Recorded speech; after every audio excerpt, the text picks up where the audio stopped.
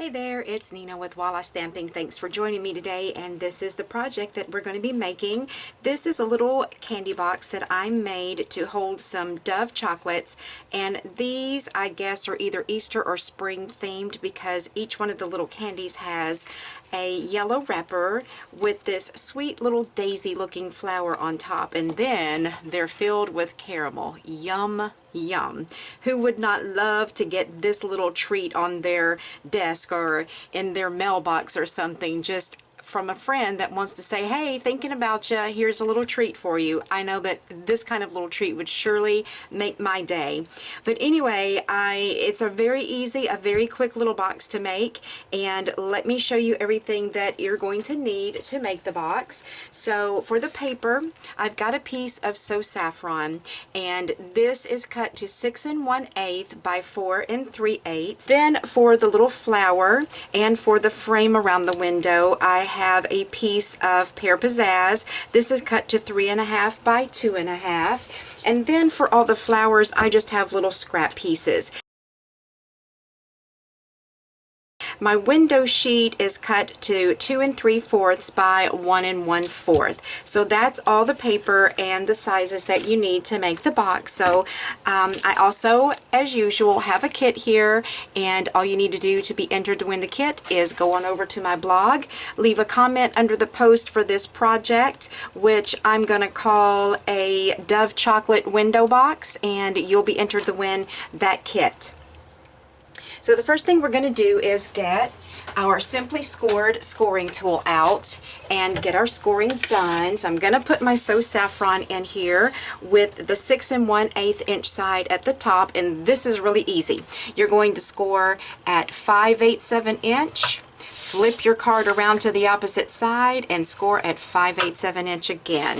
Then we're going to, did I do that at 5/8? Yes, okay. So then we're going to put our paper in at the 4 3/8 inch side, and we're going to score at 5/8 inch, 1 7/8, then 2 1/2, and 3 3/4 of an inch. So that's pretty quick and easy scoring, isn't it?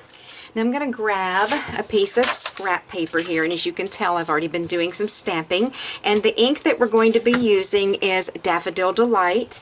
The stamp set that I'm using to stamp the box with is Falling Flowers. I think these are absolutely gorgeous, which I love anything that's swirly and curly like that. Whenever I'm doodling, this is the kind of thing that I doodle, are these types of images. So I love this stamp set.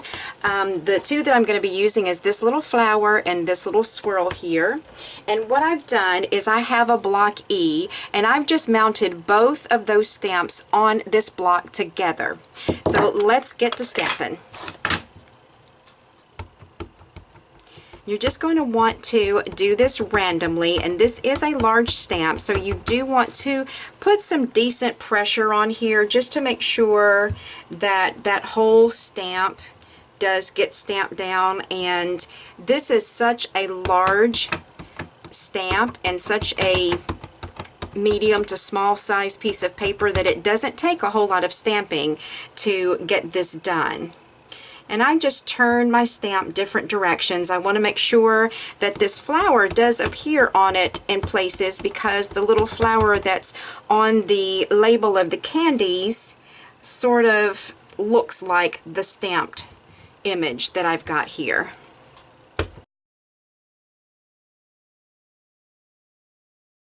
You could call it complete right here, but if I look in here and I see any areas that looks like it needs something, then I'll just come back in here and like maybe just dip my flower in some ink and do that right there. And like this little area here, I may just dip the tip of my stamp in there and just fill in some areas that look like it might need a little something extra.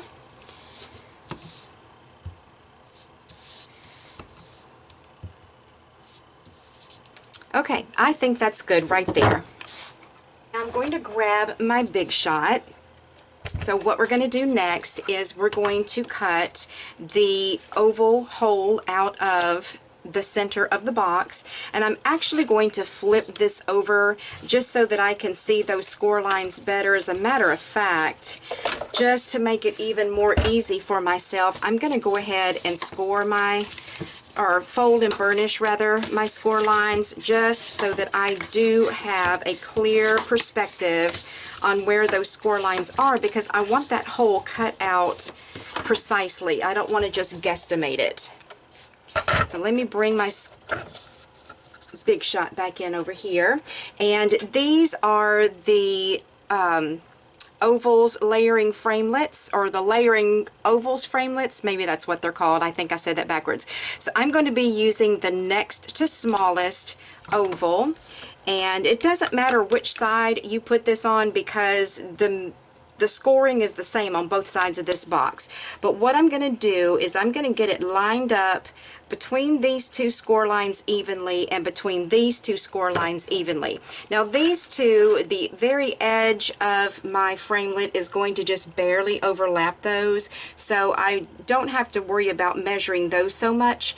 But from this score line to this score line, I want to make sure that I have that even on both sides, and this is about 1/4 or 1 1/4 inch from this score line to the tip of that framelit. So I'm going to measure this side, and it's almost directly on the 1 1/4 inch mark, so I'm going to go with that. Just put my top plate on and run that on through. Doesn't that look pretty already? So let's set that aside, and while I have my Big Shot out, I'm just going to go ahead and get my oval cut out. Now the piece of paper that's in the kit is going to be bigger than this, but I'm going to have to make sure that I put this and cut it out so that I have enough room to cut my little leaves out for my flowers. So the first thing I'm going to do is run that plain oval through.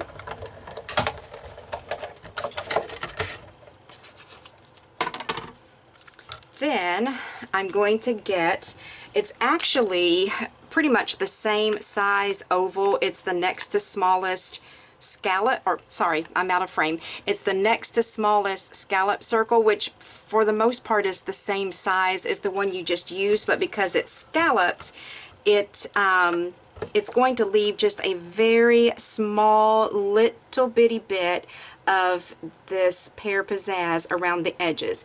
Now whenever I'm doing something that's this precise, I'm going to use some removable tape just to make sure that as I'm running this through the Big Shot, it does not move at all. So what you'll want to do on this is where the little points to that scallop come down and point toward the cutout of your paper, make sure that each of those are lined up evenly all the way around, and you want them to just about touch where that first cut was made. So it's going to take you just a minute to get this lined up, but it's worth it. See how small and delicate that little frame is? I think it is so adorable, and it's perfect for this small little box. At this point, I think we'll go ahead and get our window sheet put into place. And to do that with, I have just chosen to use some glue dots because I can pretty much manipulate exactly where I want those to go, because it's such a narrow margin between the score line and where that cut line is. I want to be able to fold these glue dots in half right there to make sure that none of the adhesive overlaps and shows through the window sheet.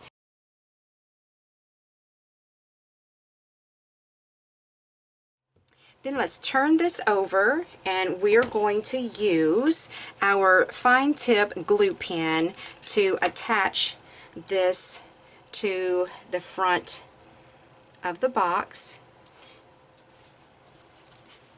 Had a little bit more glue coming out there than I wanted, so I'm just going around and just putting little bitty dots, probably about 1/8 of an inch apart, all the way around this little frame. I'm going to use my piercing tool to pick that up, Then I'm going to gently and carefully lay that down, making sure that I get all the cut edges covered up so that none of that So Saffron cardstock is showing from beneath the cut edge of that. How sweet is that? I love it. This is such a cute box. Now we'll go ahead and do all of our cutting. So on this score line right here and right here, we're just going to cut straight up that score line, and we're going to stop when we reach that first horizontal score line. Then I'm going to fold this back out of my way and cut small wedges out of this, because you want to have enough paper left over to put some adhesive on and it actually hang on to your box. And I used Fast Fuse to do the sample box with, but I'm considering using glue dots to put this one together just because those tabs are so small. Then I'm going to repeat that exact same thing on this other side. Cut up those score lines, move that out of the way, and just cut a small little wedge out of each of these little tabs here. Then turn it this way, and these two score lines here, cut straight up each one of those. Fold that out of your way, and again cut your little wedges.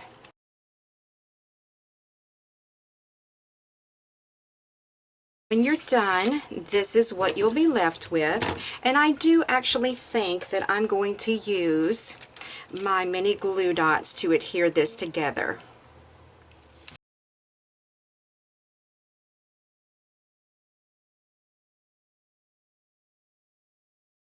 This small portion here, this and this, are all going to become the bottom of your box. So I'm going to adhere these corners together and these, and form the bottom of my box first.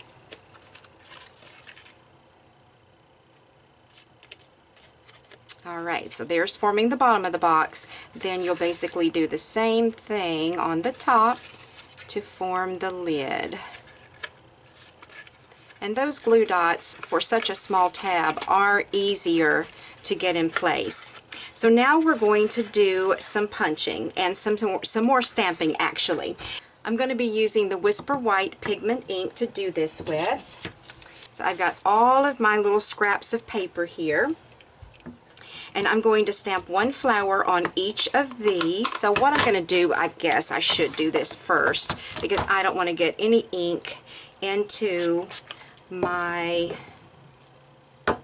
white that came from the Daffodil Delight. So I'm going to go ahead and use my stamping scrub and clean this flower stamp before I use it in this white ink.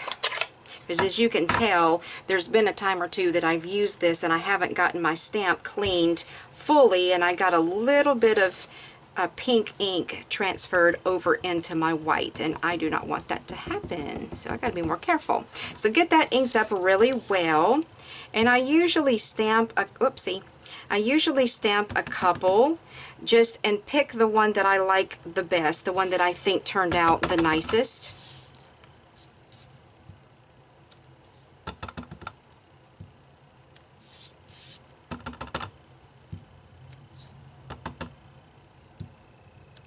Okay, so as you can see by this one turned out better than this, so that's the one that I'm going to end up using.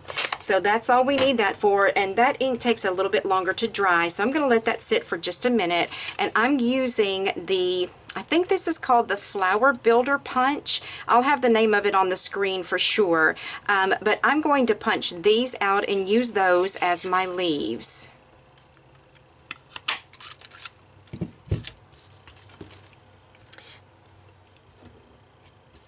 Then I'm going to go ahead and punch out my flowers. Okay, just decide which one I want. And this, you know what, I just got this delivered today, and I don't remember the name of this one either, but I'll have that on the screen for you too. Sorry about that. My son, my oldest, came in from college last night, and I know that we're going to have a busy week since he's on spring break, and we're going to be going and doing a lot. So he's got some things to do for college today, and that's why he got to come home a little bit early. Yay, yay. So he is out meeting with other students who are going to be attending the same college he's already at, and while he's doing those things, then I felt like I would go ahead and get this video recorded, and then tomorrow, while he's still asleep, then I will get it edited and posted for you guys. So I've got one of each of those flowers cut out, and let me grab my box again.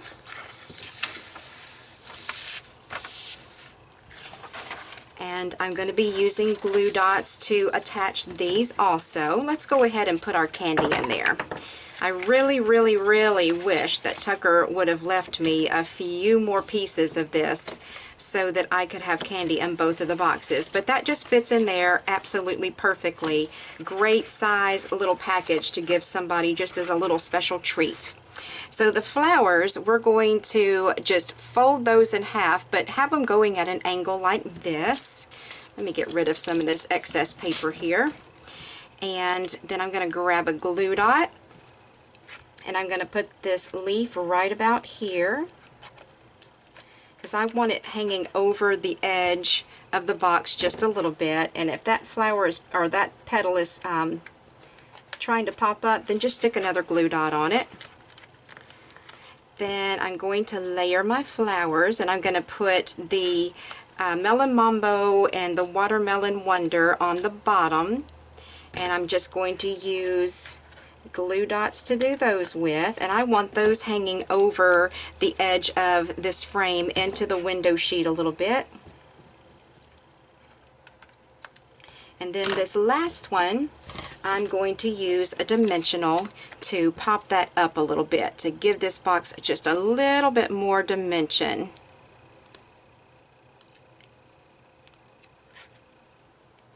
Just like that. Okay, so here are the two boxes all completed. Aren't they so cute? I just really think this is an awesome little gift to give to somebody just for a little special treat. So if you would like to know all the supplies that are needed to create this box, below the video there is a list of supplies there. And also don't forget to go over to my blog and leave a comment under the post for the Dove Chocolate Window Box to be entered the window kit. And be sure to sign up for my newsletter while you're on my blog.